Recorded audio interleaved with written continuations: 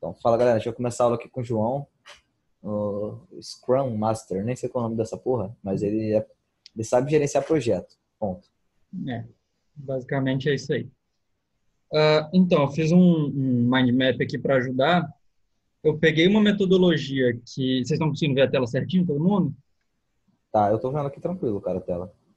Que eu peguei uma metodologia que ela é para gerenciar equipes, gerenciar projetos maiores, e eu trouxe ela para gerenciar projetos, seja você na sua empresa, só você, ou uma equipe pequena, alguma coisa do tipo.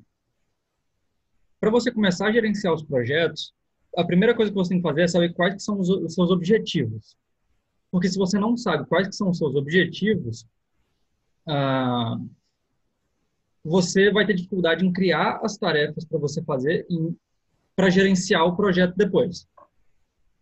E a metodologia que eu usei como base aqui para definir os objetivos foi a metodologia OKR, que eles criaram, acho que na Intel, se eu não me engano, e é a metodologia que você traça seus objetivos primeiro.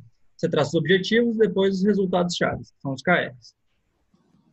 Para traçar o objetivo ele tende a ser uma coisa mais subjetiva. E o que ele tem que falar é onde você quer chegar e até quando você quer ter esse resultado. Um exemplo aqui de uma coisa subjetiva pode ser, por exemplo, ter liberdade financeira, sendo um objetivo. Ter o melhor atendimento ao cliente, ter o maior e-commerce do Brasil, até tal data. Aqui eu não coloquei uma data para não definir ela, só para dar exemplo mesmo. Tudo tem que ser metrificável, né? Qualquer objetivo tem que ser Isso. metrificável. E aí, para metrificar o objetivo... gente, eu falo um pouco rápido e eu não vou parar se ninguém me perguntar, então pode perguntar, por favor. E para você metrificar o objetivo, a gente tem os resultados-chave. A gente coloca em torno de, sei lá, entre 2 a no máximo 5 resultados-chave por objetivo, que são eles que vão dizer quando a gente chegou no objetivo que a gente queria. Então, quando você atingir os resultados-chave, quando eles estiverem no ponto que você traçou, você vai ter o seu objetivo atingido. Aí, para criar um objetivo, a gente costuma seguir a metodologia que é a metodologia SMART. Para a gente criar um resultado-chave, ele tem que ser específico, isso é, você não pode ter, que nem no objetivo, que é uma coisa geral. Aqui tem que ser, por exemplo, ter um faturamento de tanto até tal data. Assim, ele é específico. Ele tem que ser mensurável, isso é, tem que dar para você medir ele. Ele tem que ser atingível ou alcançável, que isso quer dizer, você não vai colocar uma coisa extremamente absurda que você não vai conseguir bater, porque senão você só vai desmotivar, seja você, seja a equipe. Ele tem que ser relevante, você não vai criar um resultado-chave que não seja relevante para o seu objetivo, então ele tem que fazer sentido, e ele tem que ser temporal, ele tem que ter uma data de conclusão. Então, a gente colocaria atingir um faturamento de tanto com a loja até junho de 2019. Esse é um exemplo de um resultado-chave criado para, por exemplo, ter o maior e-commerce do Brasil. Perfeito. Isso aqui é só para começar mesmo. Cara, esse Aí, MindMeister que você tá usando, só uma pergunta totalmente diferente. Ele é ah, pago? não, é o gratuito, infelizmente, acho que não dá para compartilhar. Nossa, isso. Na verdade, acho que se eu compartilhar o link, vocês conseguem usar desde que crie conta no MindMeister. Ótimo, porque aí Dá para seria legal. compartilhar assim. Ali embaixo tem um share. Dá uma olhada já. Faz sentido. Depois, quando acabar, você Daí, faz isso. você Que aí clica eu em mando pra galera. share e põe Show. copy. Eu pego o link e passar para vocês, então. Perfeito. Valeu. Então, definir os objetivos é importante para essa próxima etapa, que é a etapa de priorização ou de planejamento. Eu não sei se vocês conhecem uma coisa que é chamada de ciclo PDCA. É um ciclo de melhoria contínua em que você segue as etapas das 4 letras. A primeira etapa é planejar, a segunda etapa é fazer, ou do no inglês, né? A terceira etapa é... Oi? Só uma Fala. parada. Fecha tua aba ali em cima do Qual? Excel. O quê? Fecha tua aba do Excel ali em cima. Tá.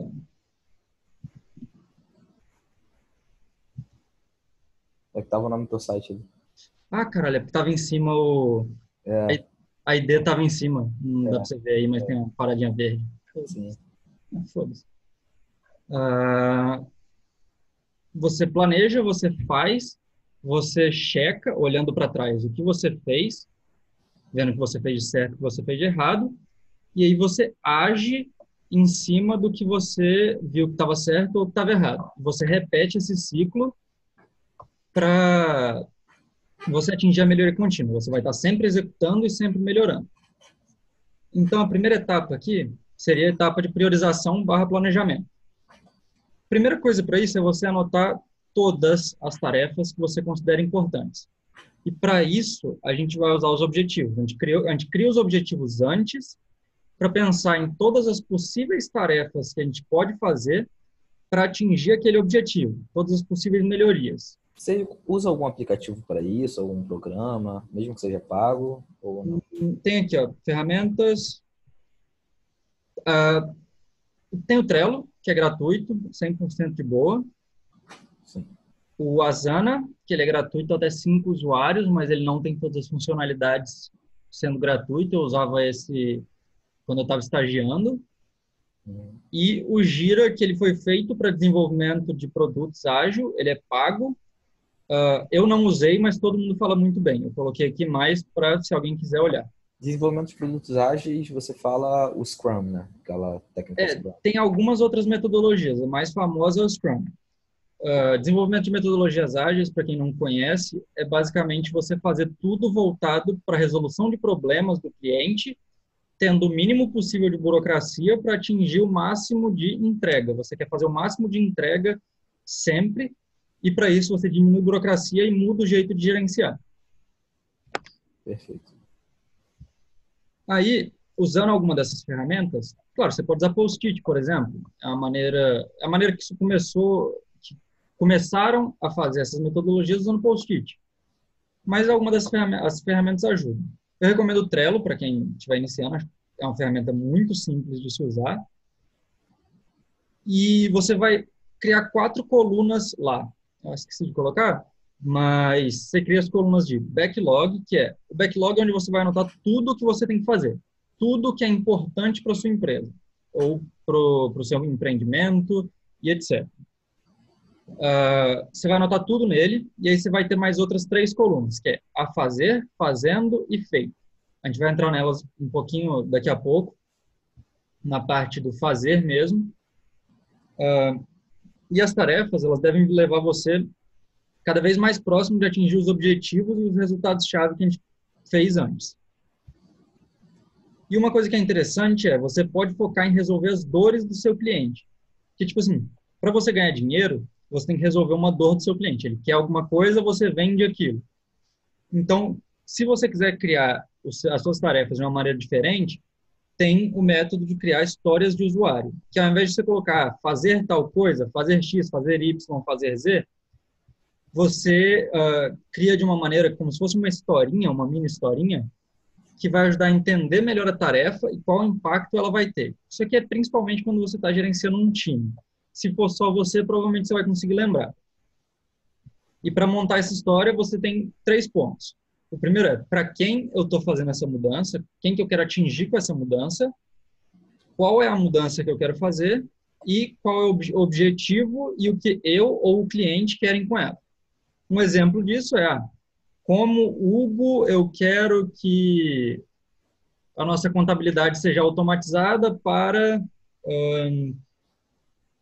sei lá, poupar tempo dos diretores da empresa.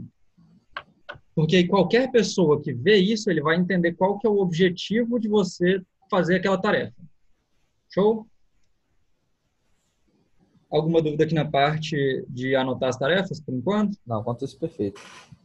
Eu posso até falar de ferramentas, principalmente para plano, parada pessoal, tem algumas que eu já usei, que são gratuitas. Tem o Todoist, tem o... Caralho, Honeycomb. Honeycomb é a ferramenta até brasileira, é honeycomb.do, se eu não me engano, o site deles. Eu já tive até mentoria na época que eu estava começando com a Ana Júlia, que é a criadora do Honeycomb. Tem outro que é o Flock, ele não é brasileiro não, mas é uma ferramenta também de CRM para gerenciamento de tarefas e tal, bem legal. Entendi. Tá, aí depois que você anotou todas as tarefas que você considera importantes, E lembra, você não tem que ser perfeccionista. Anota o que você lembrar. Se você estiver pensando demais para anotar alguma coisa, provavelmente ela não é tão importante, ou você vai perder mais tempo lembrando dela do que realmente executando as coisas que você tem que executar. Depois que você anotou tudo, você precisa priorizar as tarefas com base em valor. Isso é, quais tarefas vão te gerar mais retorno, seja imediato, seja de longo prazo, mas mais retorno que você quer, seja de dinheiro, seja de satisfação dos seus clientes, seja de, sei lá, poupar tempo e etc. Tem uma técnica que ela é usada para priorizar, como é que se diz, funcionalidades de um produto. É a técnica Moscou. A técnica Moscou, ela divide em 4 partes. O M, que é o must have, isso é, tem que ter, o seu negócio precisa ter aquilo, você precisa fazer aquilo. O should have, que é o S, que é deveria ter, isso é, tipo, ela funciona sem aquilo, ou você consegue progredir sem aquilo. Mas seria muito bom se você tivesse. O could have, que é poderia ter, não é prioridade máxima, você não precisa ter, mas se tivesse seria bom. E o W é o won't have, que é não vai ter. Tipo assim, não precisa, prioridade mínima. Pelo menos por agora isso não vai sair. E isso você pode pensar para alguma funcionalidade de um programa ou para o seu site, para o seu negócio, alguma coisa assim. Depois que você priorizou as tarefas, você coloca elas em ordem de prioridade, o que mais vai te gerar valor vai ficar em cima e vai em ordem decrescente. A tarefa que mais vai gerar valor, a segunda tarefa, tal. Assim você prioriza todas. Depois, só que quanto mais para baixo, não vai importar tanto se você priorizar elas, tipo assim, essa aqui que vai mudar quase nada é um pouco melhor do que essa que vai mudar um pouquinho menos do que ela, porque no final das contas aí você vai estar olhando para a migalha. Lembra que 20% dos esforços trazem 80% dos resultados, então foca no que vai trazer mais resultado. Depois que você criou essa lista de qual vale mais para qual vale menos, você vai ver quanto que vale cada tarefa, quanto de esforço que cada tarefa vai demandar para ser executada. Aqui eu simplifiquei, a gente pode usar o sistema de tamanho de camisa ou tamanho de roupa. Uma tarefa PP seria uma tarefa que não exige quase nada de esforço, uma tarefa P exige pouco, uma tarefa M exige mais ou menos, tal. Vocês entendem isso aqui. Tamanho de camisa, para ficar bem intuitivo mesmo. E aí tem a pontuação que cada uma dessas vale. Se for uma PP, ela vale 1 ponto, P2, M3, G5 e G8. Segue a sequência de Fibonacci aqui. Isso aqui vai ser para quando a gente estiver na hora de checar, da gente ver como que a gente trabalhou nessa última semana, nesse último mês e etc. E aí, para priorizar e planejar, a última etapa é você pegar todas essas tarefas que você já priorizou, que você já criou e que você já viu mais ou menos quanto de esforço que cada uma delas tomaria, e você vai definir em quanto tempo você quer fazer. Eu recomendo uma semana para começar, que é para você ver, ok, em uma semana, quais tarefas que eu vou puxar? Por isso esse ponto 4 aqui. Quantas tarefas você acha que vai conseguir fazer em intervalo de tempo X? No caso aqui, vamos usar uma semana como exemplo. No primeiro ciclo que você fizer, porque vocês vão ver que isso aqui é tudo cíclico, o que eu faria é joga para cima. Pega e coloca todas as tarefas e foda-se. Porque você não vai conseguir estimar o tanto de tarefas que você vai conseguir fazer com uma precisão muito boa, porque você nunca usou a técnica. E quando você joga poucas ideias também, vamos supor que eu coloco 2 ideias na semana. Se eu fizer elas, acho que eu estou bem. Eu fiz meu trabalho. Mas às vezes eu conseguiria fazer 5 e estou trabalhando bem menos do que eu deveria, por exemplo. Isso. Então joga para cima e na primeira semana, cara, dá tudo que você tem para fazer aquelas tarefas ficarem prontas. Tipo assim, 24 horas por dia, foca nelas para fazer. Porque aí você vai ter como base para os próximos ciclos quanto que você conseguiu fazer naquela semana. Então, tipo assim, ok, se eu dedicar tudo que eu tenho, eu consigo fazer, vamos somar, 40 pontos que eu consegui fazer. Nas outras, você vai querer subir essa pontuação. Por exemplo, fiz 40 na semana passada, vou me propor a fazer 44 nessa semana. Que o objetivo é sempre a gente estar melhorando e acelerando a velocidade com que a gente lança as coisas. E aí, para os próximos loops, vocês vão usar os dados anteriores como base. Ok, a gente planejou uma semana de trabalho. Vamos colocar uma semana, que é o exemplo que a gente está usando. A gente tem que passar para a parte de fazer. Nada vale você planejar e acabar não fazendo. Então, vamos lá para a parte de fazer. No fazer, a gente tem uma coisa que são chamados check-ups diários. Na metodologia, chama de daily scrums, ou stand-up meetings, que são reuniões em pé ou scrums diários. E o objetivo deles é você ter uma melhoria contínua dia após dia. É como se você tivesse um mini ciclo de melhoria contínua dentro do seu ciclo de melhoria contínua da semana. Então, nessa reunião, pode ser você mesmo, só, sei lá, na frente do computador anotando coisas, ou você com o seu time, vocês vão pegar e olhar o que você ou o seu time fez ontem, o que vocês completaram. Porque nada vale você ter começado uma tarefa. Uma tarefa que você começou e você não terminou é pior do que uma tarefa que você nem pegou. Porque se você pegou, começou a fazer ela, não terminou, quer dizer que você gastou o seu tempo e não teve impacto. Então, é realmente que você concluiu ontem. A outra pergunta que você deve se fazer, ou fazer para o seu time é: o que eu me proponho a concluir hoje? Eu fiz uma pequena mudança nessa aqui, que é o que você se compromete a terminar hoje. Poxa, mãe, não dá não. Alô? Quem é que Um bagulho aqui ao vivo aqui. Oh, tá, botei áudio dele. Vai, continua. O próximo é o que você ou seu time se compromete a fazer hoje. Então, você vai pegar, sei lá, hoje eu vou me comprometer a fazer a tarefa de prioridade 1 e a tarefa de prioridade 2. Lembrando, se a gente priorizou, é porque a gente vai seguir aquela ordem. Não tem por que você colocar as tarefas que mais vão te gerar impacto primeiro, se você for começar pela que você quer. Pela que você, sei lá, vai ser sua zona de conforto, não sei. Então, sempre faz de cima para baixo da sua lista. E a terceira pergunta é: quais foram os meus impedimentos ou os meus problemas? O que me impediu de fazer as coisas mais rápido ou com mais qualidade? E é com base nessa pergunta que você se faz ou faz para o seu time que você vai buscar melhorar para esse dia ou para o próximo dia. Vamos dizer que hoje eu tive um problema com a internet. A minha internet caiu, o modem quebrou, sei lá, e só vai consertar daqui a 3 semanas e por isso eu não consegui fazer muita coisa hoje. Aí você pensa: o que eu posso fazer amanhã para isso dar certo? Para isso não ser um problema. Sei lá, vai para um coworking. Um exemplo de uma coisa que você poderia fazer. Cara, só um comentário. Eu faço mentoria também com o Elias Mamana, que é um youtuber meio famoso aí.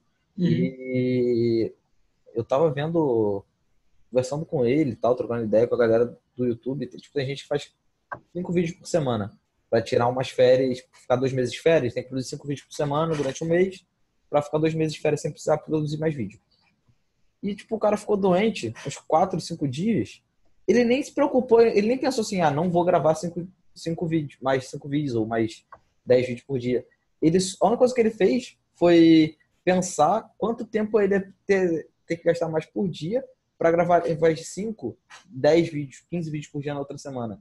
Porque não fazer o que ele planejou não existe, tá ligado? No mundo do cara. Eu acho isso muito, muito surreal. Quem segue o planejamento assim, perfeito, eu tenho uma falha muito grande de... Eu me planejo muito pouco. Eu executo muito, mas eu planejo muito pouco para executar. Essa é uma falha gigante que eu tenho. E eu acho muito legal quem segue tudo certinho do planejamento.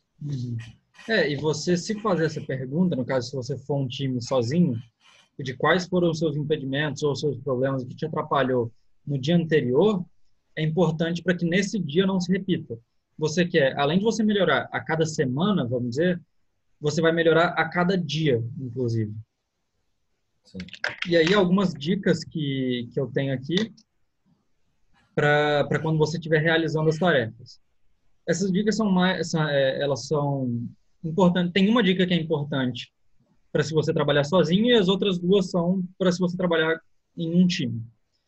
A primeira coisa é: as tarefas que não foram iniciadas, elas não têm dono. Isso aqui é para um time. Você tem um time de 3 pessoas, uma tarefa que ninguém começou a fazer é uma tarefa de ninguém. Então, qualquer um pode pegar a tarefa e fazer ela. Não tem tipo, tava pensando em fazer essa tarefa. Não. Se você está em uma tarefa, você tem que se dedicar 100% para aquela tarefa. Então, não tem que você estar pensando na outra. Isso aí é parte da dica número 2, que é uma pessoa só pode estar executando uma tarefa de cada vez. Você não quer pegar 5 tarefas e tentar fazer todas elas ao mesmo tempo. Porque lembra, a gente dividiu por prioridade. Se a gente dividiu por prioridade, cada tarefa que você for fazendo, a próxima vai ter um pouco menos de impacto. Então, você tem que focar sempre em gerar o primeiro impacto, que é a primeira tarefa, passar para o segundo, passar para o terceiro. Além de que tem vários estudos que mostram que multitasking, na verdade, é procrastinação. Você vai estar fazendo 3 tarefas ao mesmo tempo, você vai estar desperdiçando, sei lá, pelo que eu me lembro, acho que é 40% ou 50% do seu tempo, ao invés de estar usando 100% dele, e você não vai estar concluindo nada. Aqui a gente não vai focar em estou fazendo, a gente vai focar em entregas. Porque é uma coisa, até que o Bruno Galvão fala, que é o esforço não te dá dinheiro. O que te dá dinheiro é entregar resultado. Então, não importa se você está fazendo 5 tarefas. Importa se você entregou uma, se você entregou a próxima, a terceira e assim por diante. E cada tarefa tem que ter somente um responsável. Isso aqui é para time, de novo, porque você precisa ter uma pessoa para quem você vai... Pode ter 2 pessoas trabalhando? Pode. Mas a tarefa precisa ter um dono para você saber para quem você vai perguntar sobre a tarefa, se você tiver alguma dúvida sobre o andamento dela, o que está acontecendo, está tendo dificuldade. Para cobrar também. E para cobrar, importante. Essa aqui é a parte de fazer, realmente. Isso aqui são coisas que vão durar, no máximo, 10, 15 minutos por dia. Se demorar mais do que 15 dias, você está fazendo errado. Porque o resto do fazer é realmente fazer. Isso tudo aqui é para você melhorar a forma com que você está fazendo. Mas 99% do seu tempo tem que ser executando aqui nessa etapa. Ok, a gente planejou as tarefas, a gente executou as tarefas durante uma semana. E agora o que a gente faz? A gente checa essas tarefas. É a terceira parte do ciclo. Que é, você tem que rever as tarefas que foram realizadas naquela iteração, que é o ciclo de uma semana que a gente colocou aqui, e depois realizar uma retrospectiva daquela iteração, daquele ciclo. Para você rever as tarefas, você vai ver as tarefas que foram entregues, que você completou elas, e você vai refletir sobre. As tarefas elas estão todas de acordo com o que foi imaginado ou com o que foi planejado? Isso em questão de qualidade, em questão de, será que ela foi, sei lá, eu disse que ela era uma tarefa M, mas na verdade, quando eu fui fazer ela era uma tarefa muito maior. Então eu acabei planejando errado ou não sabia isso. É interessante você documentar essas coisas para não repetir o erro. Isso aqui, documentar é mais para quando você tem um time, mas é importante também para você não esquecer o que deu errado ou o que deu certo para você repetir. Quais foram os resultados das ações que a gente tomou essa semana? De preferência, essa parte aqui, você pode ter números. Você vê, tomei tal ação que aumentou o indicador X em tantos por cento, ou em tal número bruto.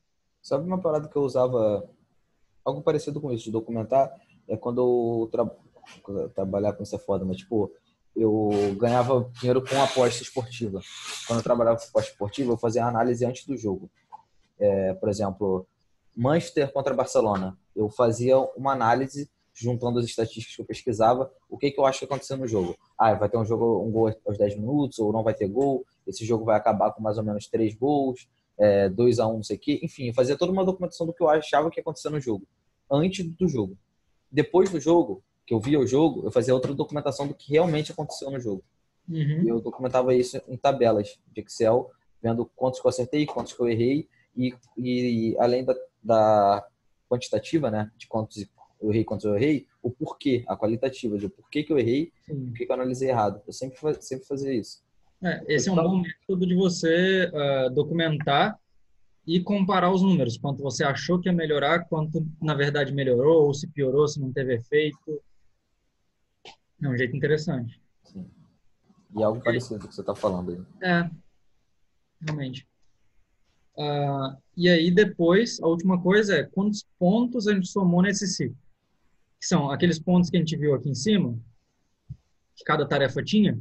a gente soma a pontuação de todas as tarefas que a gente terminou para ver quantos pontos a gente fez nessa iteração.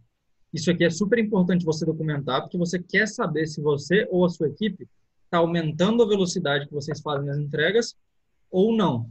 Porque se não estiver aumentando, você tem que parar e pensar, ok, o que eu estou fazendo que eu tenho que melhorar aqui? O que eu estou fazendo de errado que não está me deixando ir para frente? Ou o que eu preciso fazer?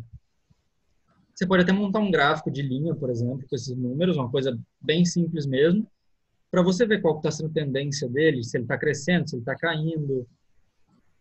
Um bom número é, sei lá, começar com uns 20% de melhoria por semana é bem palpável, mas, claro, você não vai conseguir manter isso para sempre, senão, em um ano, você está fazendo as coisas... Tá igual a Betina. Você está igual a Betina, basicamente. E aí, depois que você fez isso, a gente vai fazer uma retrospectiva da iteração do ciclo. Ela vai ser mais subjetiva do que a revisão. Na retrospectiva, a gente vai querer ver o que pode ser melhorado para o próximo ciclo ter uma velocidade maior e a gente vai criar planos de ação para isso. Basicamente, são duas coisas que a gente tem que refletir aqui. O que eu fiz que deu certo nesse período, nessa semana, e o que eu fiz que deu errado nesse período. Você documenta isso, e aqui é importante a gente criar plano de ação para resolver esses problemas ou para a gente pegar as coisas que deram certo e a gente repetir no próximo. Porque não vale também só você olhar o que deu errado e não olhar o que deu certo. Se você fez uma coisa que deu certo, você tem que repetir ela. Se você fez uma coisa que deu errado, você tem que consertar. Então, se a gente ficar só consertando, a gente não vai chegar em lugar nenhum também no longo prazo. E aí, com base nisso, a gente vai criar os planos de ação para melhorar, basicamente. E aí vem a parte de agir, que é, a gente tem os planos de ação aqui da etapa anterior e a gente vai destrinchar eles em tarefas. A gente vai pegar o plano de ação vamos dizer que a internet estava ruim, usando o exemplo antigo, que era consertar a internet. A gente vai pegar esse plano de ação e a gente vai destrinchar ele em tarefas. Por exemplo, ligar para o provedor de internet, marcar horário, sei lá, você tem como destrinchar mais isso aí, mas é um exemplo que surgiu aqui na minha cabeça só. Mas você vai destrinchar que o plano de ação é basicamente o que você quer consertar. As tarefas são o que você vai fazer para consertar. E aí, normalmente, se colocam essas tarefas como prioridade máxima. Você quer começar a sua semana resolvendo todos os problemas que você teve na semana passada, tudo que te fez ficar mais lento, para que essa semana já comece sem esses mesmos problemas. E aí, você precisa checar, depois que você destrinchou em tarefas, se, quando você cumprir todas as tarefas, o plano de ação que você traçou vai estar cumprido. Porque de nada vale você ter um plano de ação, uma coisa que você precisa fazer para melhorar, criar várias tarefas e no final você fez todas essas tarefas, mas na verdade somando elas você não resolveu o problema. Você tem que ter certeza que ao fazer aquelas tarefas, você vai estar resolvendo o problema. E aí a gente vai estimar o tamanho dessas tarefas, naqueles tamanhos de camisa que eu passei lá em cima. E aí isso é um ciclo. A gente vai passar aqui, a gente vai ficar o tempo inteiro em planejamento, fazer, checar e agir. Acabou a semana, a gente retorna e refaz isso. Acabou, por exemplo, a gente definiu objetivos para 3 meses, acabou, a gente define novos objetivos e aí volta para esse ciclo. Tipo, não é uma coisa complicada, realmente ele foi criado para não ser complicado, porque o gerenciamento de projetos antes de surgir essa metodologia, ele era muito complexo, burocrático, tinha documento para todo quanto é canto, e isso fazia as equipes ficarem mais lentas. Então, ele ser simples assim é realmente o objetivo dele. Bom, eu acho que é isso. Pô, cara, eu acho que a aula foi completa pra caralho, de verdade. Alguém tem alguma pergunta pra fazer? Alguma coisa a falar? Não, pelo visto não. Pô, mano, de verdade. Foi curtinha porque, tipo assim, foi bem didática, bem ao ponto. É melhor do que você fazer uma aula de 2 horas toda cheia de enrolação. Não Eu achei precisa essa. complicar se a parada é simples. Sim, sim, foi. Eu acho que foi bom pra caralho. Alguém tem alguma pergunta a fazer? A gente pode encerrar por aqui. Qualquer coisa, você pode passar meu Ah, WhatsApp é isso. também pra galera. Tranquilo, só me passa o link que eu vou Tá. passar pra galera. Eu, sinceramente, não tenho nem pergunta, porque você explicou tudo tão bem, velho, que não tem nem o que perguntar. De verdade. Eu acabei chegando no meio da aula, infelizmente, mas Sim. porra, foi tão direto e tanto conteúdo que minha cabeça tá dando nó. Eu vou precisar ver essa aula mais de uma vez para conseguir pegar tudo. Foi muito bom, de verdade. Eu Foi vou bom pra cancelar a caralho, aula João. aqui Parabéns. para depois Valeu, jogar Carol. na